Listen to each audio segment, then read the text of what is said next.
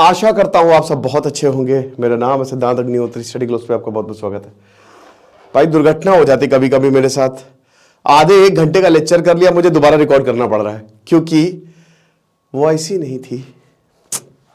चलो कोई बात नहीं। तो हासदेव फॉरेस्ट की हम बात करेंगे, डिफॉरेस्टेशन की बात करेंगे। देखिए भारत में अभी तक 8 पर्यावरण आंदोलन हुए हैं। क्या ये 9वां होगा?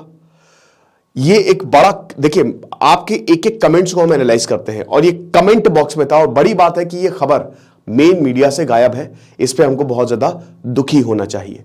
हासदेव बचाओ, हासदेव फॉरेस्ट, ये कोल एरिया। अरे भैया पूरा कोयला माइन यहां पे है। रॉकी भाई की जरूरत है क्या?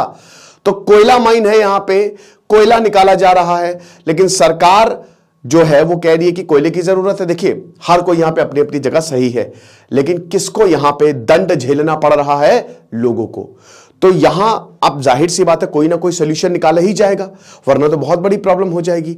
हम इस समय एक बहुत ही क्रिटिकल जंक्शन पे खड़े हैं। क्लाइमेट को क्या फर्क पड़ता है? वो थेनोस की तरह चुटकी बजाएगा, हम सब साफ हो जाएंगे। और हो ही रहा है। कहीं पे इतने फ्लड्स आ रहे हैं, कहीं पे भूकंप आ रहे हैं, कहीं पे लैंडस्लाइड हो रही है। और इसका एक ही कारण है, पेड़ कटते जा रहे हैं। पेड़ कटने ही हैं। क्यों कटने हैं? क्योंकि हमारी पॉपुलेशन इतनी ज्यादा बढ़ गई है।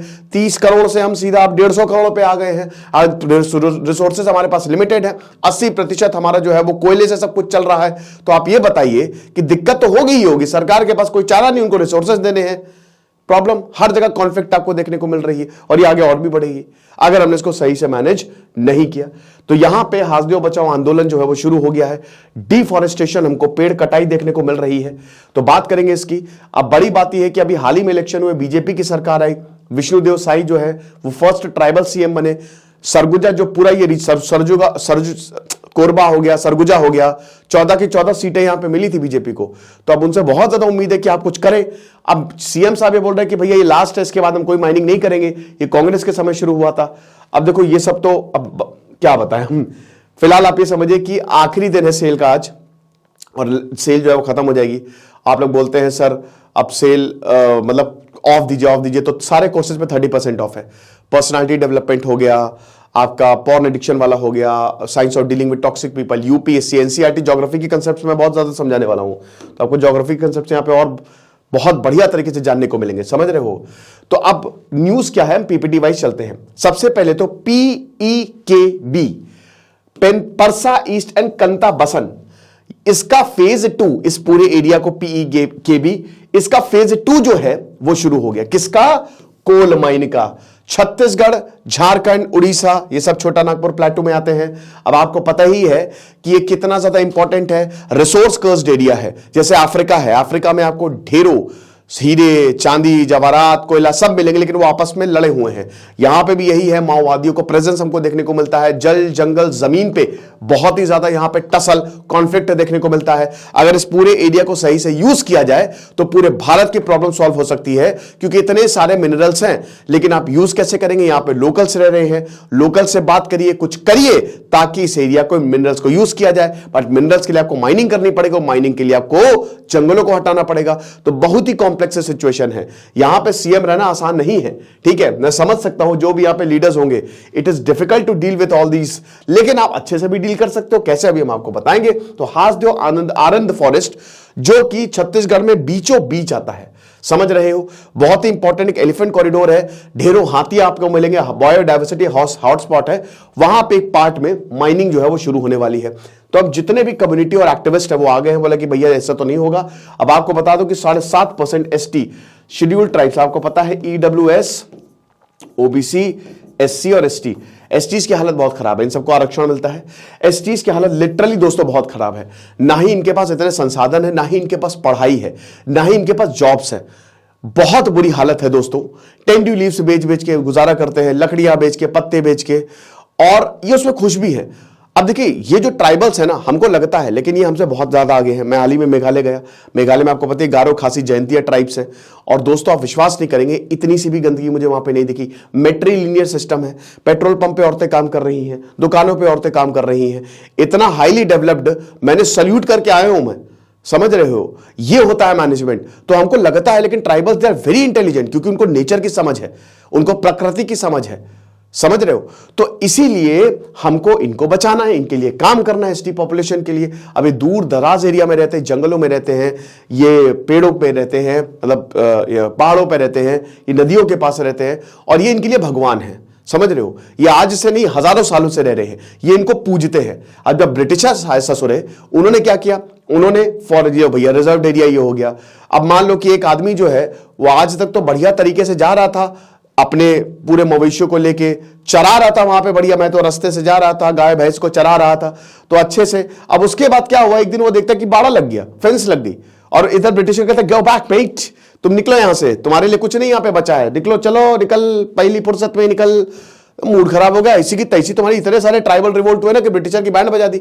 लेकिन ये क्या किए, इनको जरूरत थी टिम्बर की, लकड़ी की, तो ये क्यों रेलवे इनका बन गया था।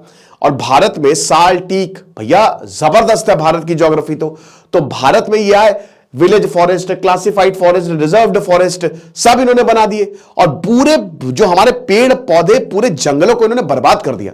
ठीक है, तो ये चीजें जो बाउंड्रीज इन्होंने खींच दी, तो एक्चुअल में मेन कल्प्रिट तो ब्रिटिशर ही है। तो अब यहां पे यही बोला है कि भैया कुछ तो आप करें। अब देखिए, मंत्रालय अपने वादे पर अमल करे, हासदेव अरण्य गोगो क्षेत्र को संरक्षित करे। कांग्रेस गई, बीजेपी आई, और एक बहुत बड़ा मुद्दा यह था, आप समझ रहे हो। अब यहां छत्तीसगढ़ बचाओ आंदोलन के जो मेन कन्वीनर है आलोक शुक्ला, उन्होंने कहा कि अभी 3 लोगों को अरेस्ट किया गया। कैसे अरेस्ट किया गया? लोकल्स के लिए प्रॉब्लम है ना, कैसे प्रॉब्लम है, लोकल जंगल में रह रहे हैं। हाँ भैया, पुलिस वाले आ गए, चलो चलो चलो माइनिंग शुरू होगी, चलो निकलो निकलो। कैसे माइनिंग शुरू होगी? आर्ग्यूमेंट होंगे, हीटेड आर्ग्यूमेंट हुए, पुलिस से झड़प हुई, लोगों को गिरफ्तार किया गया। इसमें जो सरपंच है वो भी शामिल थे, और बोला कि भैया एक हमारे जो एड हैं, आलोक शुक्ला ने बोला, एक सपोर्टर जो एक्टिविस्ट, यही भाई देखिए, यही एक्टिविस्ट तो इन लोगों के लिए, एसटीज के लिए काम करते हैं। ठीक है, क्योंकि इनको ज्यादातर चीजें नहीं पता होती, पढ़ाई यहां तक पहुंची नहीं है, तो यही एक्टिविस्ट जो है वो इनकी बैकबोन है, वो इनकी ढाल है। और फिर बोला कि हमने जब अपने सपोर्टर को भेजा तो उनको बिलासपुर ले गए, रोक दिया यहां पे।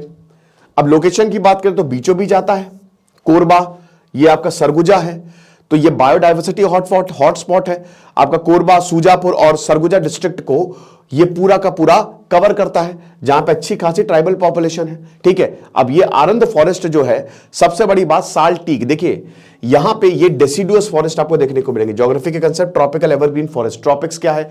ये हमारी धरती है, ये इक्वेटर है, ये tropic of Cancer, tropic of Capricorn 23.5 degree north, 23.5 degree south, ये इक्वेटर है 0 डिग्री पे, ये ट्रॉपिक्स है।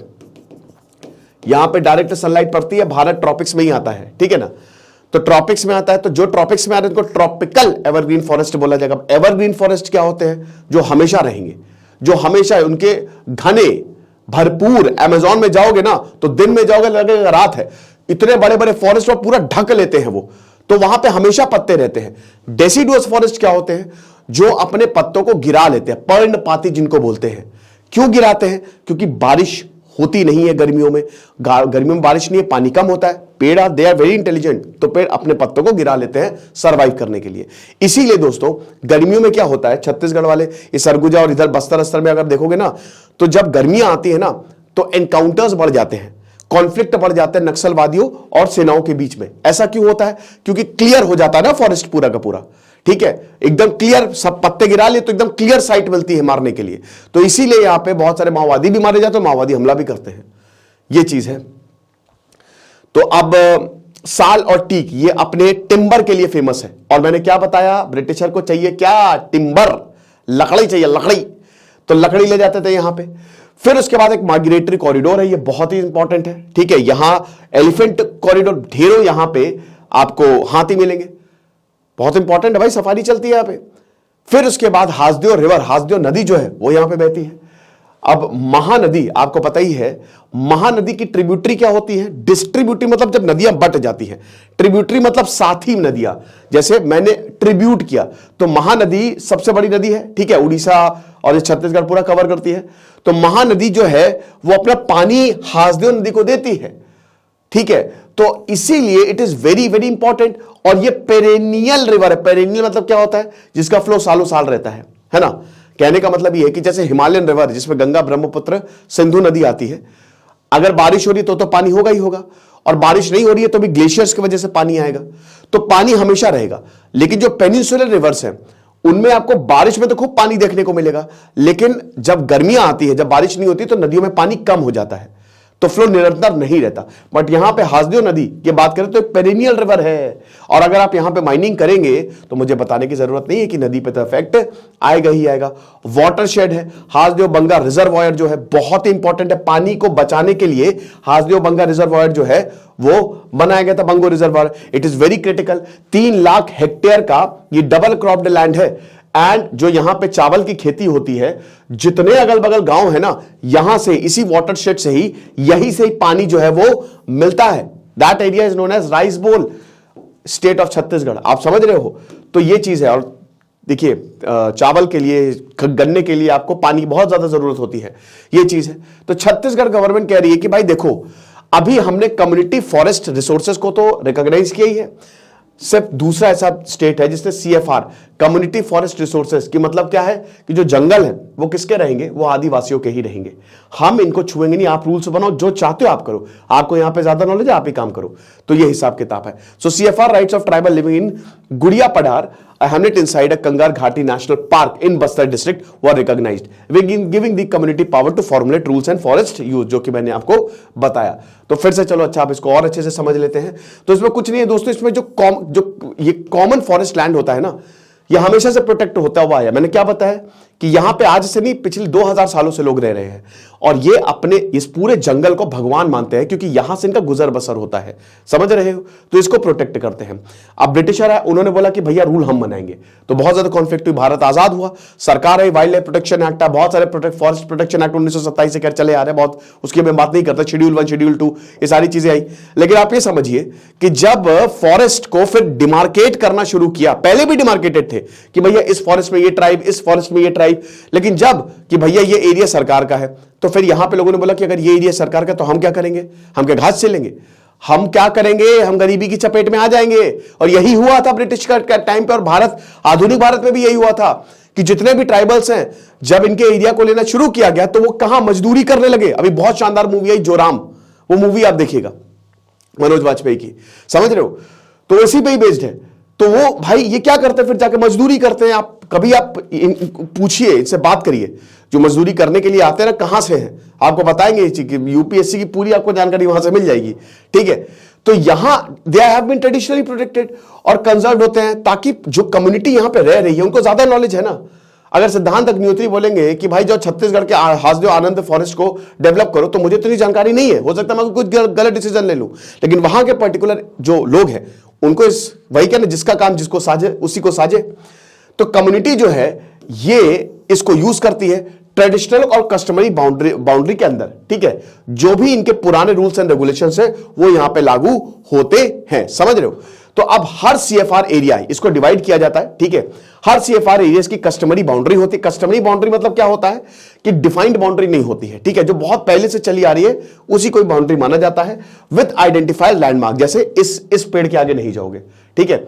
ये इधर फॉरेस्ट एरिया हमारा है, ये इधर पहाड़ तक, इस पहाड़ तक, सेकंड पहाड़ तक हमारा एरिया है, ये नदी के आगे कोई कम्युनिटी यहां पे नहीं जाएगी। तो ये होते हैं CFR, ऐसे बाउंड्री जो है वो डिसाइड होती है, ठीक है? कोई फेंस नहीं लगाई जाती है, समझ रहे हो? अब इसमें कोई भी फॉरेस्ट किसी भी कैटेगरी के आ जाता है। रेवेन्यू फॉरेस्ट होता है सॉरी यार, खांसी बहुत ज्यादा आ गई। ये वो फॉरेस्ट होता है जहां से सरकार, जो कमर्शियल सरकार अपना रेवेन्यू लेती है। फिर क्लासिफाइड और अनक्लासिफाइड फॉरेस्ट होता है। क्लासिफाइड जो सरकार के अंडर आता है। डीम्ड फॉरेस्ट होता है, DLC लैंड रिजर्व फॉरेस्ट होता है, प्रोटेक्टेड, बहुत डिफरेंट नेशनल पार्क्स होते हैं, सैंक्चुरी होते हैं, तो डिफरेंट पार्क्स होते हैं, ठीक है ना? तो आप CFR की बात करें, अरे ये तो चलो कोई बात नहीं। अब इसमें थोड़ा सा कानूनी पेच हम देख लेते हैं। ये सेक्शन 3(1)I के तहत आता है, शेड्यूल्ड ट्राइब्स और बाकी traditional forest dweller recognition act, जो कि स्पेशल ट्राइबल्स के लिए बनाया गया था कि आपको हम बिल्कुल भी टच नहीं करेंगे। तो इसमें रूल्स एंड रेगुलेशन ये खुद फ्रेम करते हैं और जो भी रिस्पॉन्सिबिलिटी होती है खुद लेते हैं, सेक्शन 5 ऑफ द FRA के तहत। उसके बाद CFR along with community rights, section 3(1)B और सेक्शन 3(1)C, जिसमें निस्तार और राइट्स ऑफ द नॉन टेम्बर, जो भी इनफैक्ट इनका लकड़ी का कैसे यूज होगा, लकड़ी कौन लेगा, ये सब ये डिसाइड करते हैं, ठीक है? और ये जो है, ये ग्राम सभा यहां पे होती है ना, सबसे इंपॉर्टेंट जो बेसिक यूनिट होता है गवर्नेंस का, सबसे नीचे से ग्राम सभा शुरू होती है। ग्राम सभा मतलब क्या होता है कि गांवों की सभा, जो यहां पे रह रहे हैं उनकी सभा, और वो उसके बाद डिसाइड करके बताते हैं, सब कुछ वो डिसाइड करते हैं कि हाँ कैसे होंगे रूल्स एंड रेगुलेशंस। अब देखिए यहां पे उम्मीद इसलिए है कि जो देव साईं हैं उनकी जो है उनके लिए वो एक तो ट्राइबल है, तो उम्मीद ये की जा रही है कि वो तो ये समझेंगे। अब बताते हैं कि भैया देखो कोल माइनिंग वाला जो एरिया है ये कांग्रेस के समय लिया गया था, ठीक है, और हम बस इसी को ही जो है वो कंटिन्यू कर रहे हैं। आगे आने वाले समय में हम कोई भी कोल माइनिंग नहीं करने वाले हैं। सरगुजा डिस्ट्रिक्ट की बात करें तो मैंने क्या बताया, 14 की 14 असेंबली सीटें यहां पे आपको देखने को मिली थी। और ये जो फॉरेस्ट लैंड है ये PEKB फेज 2 के अंदर दिया गया है। यहां पे अडानी भी आए हैं, अभी हम बताएंगे अडानी का क्या कनेक्शन है। हरिहरपुर, फतेहपुर, घाटबारा। फिर मेमोरेंडम ने ये आर्ग्यू किया है कि जो ऑनगोइंग डिफॉरेस्टेशन है वो पेसा, सबसे important panchayat extension act, panchayat extension to scheduled area, ये बहुत ही इंपॉर्टेंट एक्ट है। जो कि सबसे बड़ी बात है, इसमें जो गांव के लोग हैं, जो सेल्फ गवर्नेंस है वो इनको दी जाती है। कैसे दी जाती है, आपकी ओनरशिप रहेगी। जो भी आप माइनर फॉरेस्ट, टेंडू लीव्स हो गई या पत्ते हो गए या लकड़ी होगी, जो भी माइनर फॉरेस्ट प्रोड्यूस है वो आपका ही रहेगा। उसके बाद जो ट्रेडिशनल बिलीफ और ट्राइबल कम्युनिटी कल्चर है उस पर हम बिल्कुल हस्तक्षेप नहीं करेंगे। अगर मान लीजिए कि हम लैंड एक्वायर कर रहे हैं तो आपसे बातचीत करके लैंड एक्वायर करेंगे। रीसेटलमेंट, मान लीजिए कि लैंड एक्वायर करने में या कुछ रीसेटलमेंट करना है वो हम करेंगे। रिहैबिलिटेशन, जो डिस्प्लेस हुए उनका रिहैबिलिटेशन करेंगे। जो भी लोकल डिस्प्यूट है उसको हम रिजॉल्व करेंगे, आपको चिंता लेने की जरूरत नहीं है। और अथॉरिटी जो है वो विलेज मार्केट में ज्यादा हस्तक्षेप नहीं करेगी, समझ रहे हो। तो ये जो एक्ट है, जो स्टेट, ये आपको बता दूं कि पैसा बेसिकली जो ये राज्य की सरकारें हैं वो लागू करते हैं, ठीक है। खैर लागू तो है ही है, तो ये इसीलिए है कि ताकि शेड्यूल्ड एरियाज को बचाया जाए, वहां पे दिक्कतें पैदा ना की जाए। अब प्रोटेस्ट, जैसा कि हमने बताया कोल माइनिंग के लिए, लेकिन इसका थोड़ा इतिहास समझिए। 2010 में मिनिस्ट्री ऑफ कोल और मिनिस्ट्री ऑफ फॉरेस्ट एनवायरमेंट ने एक स्टडी की। उसमें बोला कि भाई इससे पहले यह था कि यह वाला एरिया सरकार के नजर में था कि यहां से कोयला ज्यादा निकल सकता है, लेकिन 2010 में यह नो गो एरिया बोला जाता था कि भाई किसी भी तरीके की माइनिंग जो है वो यहां पे नहीं होगी, क्योंकि एक तो ये बायोडाइवर्सिटी के लिए बड़ा इंपॉर्टेंट है और कोयला नहीं निकालेंगे हमारे लिए प्रॉब्लम हो जाएगी, क्योंकि यहां पे लोकल्स जो है प्रोटेस्ट करेंगे, साथ ही साथ कि ये इकोलॉजी के लिए बहुत ज्यादा डेंजरस होगा।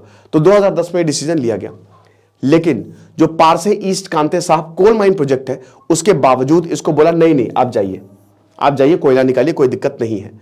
कोयला जो है वो एक बहुत ही चीप रेट पे, बहुत ही सस्ते पे यहां से निकाला जाएगा और ये भी गारंटी की गई कि कोई नई माइन जो है वो यहां पे स्टैब्लिश नहीं होगी फ्यूचर में, जितना है उतना ही है।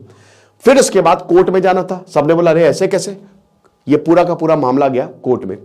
अप्रूवल को रोक दिया गया कि नहीं कोई माइनिंग नहीं होने वाली है, चुप रहो, हम यहां पे पिताजी हैं, कोर्ट यहां पे पिताजी, हम डिसाइड करेंगे। कोर्ट ने बोला कि सरकार जो है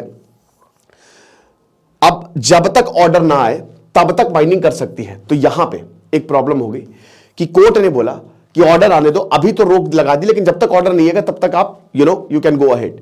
फिर उसके बाद जो एनवायरमेंट मिनिस्ट्री है उन्होंने फॉरेस्ट क्लियरेंस दे दी फेज 1 के लिए 2012 में। कांग्रेस की सरकार थी, मैंने क्या पता सरकार किसी की भी हो, फायदा तो सबको चाहिए। अप्रूवल लिमिट जो है वो 762 हेक्टेयर हो गई और 137 मिलियन टन ऑफ रिजर्व हमको मिलेंगे। तो ये अच्छी खासी बढ़ा दी यहां पे फेज 1 के लिए, ठीक है। अब मार्च में ये फेज 1 पूरा हो गया था, मार्च में छत्तीसगढ़ सरकार ने और परमिशन दे दी राजस्थान राज्य विद्युत उत्पादन निगम को कि जाओ बेटा 762 से 1136 हेक्टेयर जो है वो निकाल लेना। तो प्रोजेक्ट फेज 2 के तहत जो अभी चल रहा है। तो अब राजस्थान को बिजली चाहिए तो छत्तीसगढ़ में कोयला है, कम हेक्टेयर था ज्यादा है, आ जाओ निकाल लो। मूड खराब हो रहा है सबका। 2015 में अडानी ग्रुप ने बोला कि हम 25,000 करोड़ छत्तीसगढ़ में इन्वेस्ट करेंगे, जो कि एक अच्छी चीज है। इन्वेस्टमेंट बहुत ज्यादा जरूरी होता है, इससे इंप्लॉयमेंट मिलेगा, इससे देश डेवलप होते हैं, इससे शहर डेवलप होते हैं, सिंपल सी बात है। ये प्रोजेक्ट में क्या क्या आएगा, coal to poly generation CTP facility और rice bran solvent extraction plant और एक रिफाइनरी। अब क्रिटिसिज्म हुआ कि भैया आपने, देखिए अब अडानी इतना चिल्लाते हैं कांग्रेस, तो राहुल गांधी से वही पूछा गया, तो राहुल गांधी ने बोला कि आप पूछा गया कि आप तो इतना अडानी चिल्लाते हैं, लेकिन आपके जो राज्य में सरकार चल रही है वहां तो बड़ा इन्वेस्टमेंट है। तो राहुल गांधी ने बोला कि देखिए जब इन्वेस्टमेंट आता है हमको लेना पड़ता है। तो सिंपल सी बात है भाई, कोई अडानी कोई अंबानी, भाई देखो इन्वेस्टमेंट कर रहे हैं तो सारी सरकारें लेंगी, सिंपल सी बात है, क्योंकि सबको खुश रखना है, ठीक है। और वैसे भी एक तरीके से पूरे जहां पे भी आप जाओ, सरकार जो है इंडस्ट्रियलिस्ट ही चलाते हैं, पूरा उनका पावर में बैकिंग होती है पीछे। So you know over minimum यहां पे जो क्रिटिसिज्म जो पिछली भूपेश बघेल की, कांग्रेस के जो भूपेश बघेल थे, उनकी काफी ज्यादा क्रिटिसिज्म भी हुई कि भैया अडानी इंटरप्राइजेस लिमिटेड को काफी ज्यादा फायदा ये जो है वो पहुंचा रहे हैं। फिर उसके बाद 26 जुलाई 2022 में फाइनली उन्होंने रेजोल्यूशन जो है वो पास किया, ऐसा बहुत हुआ।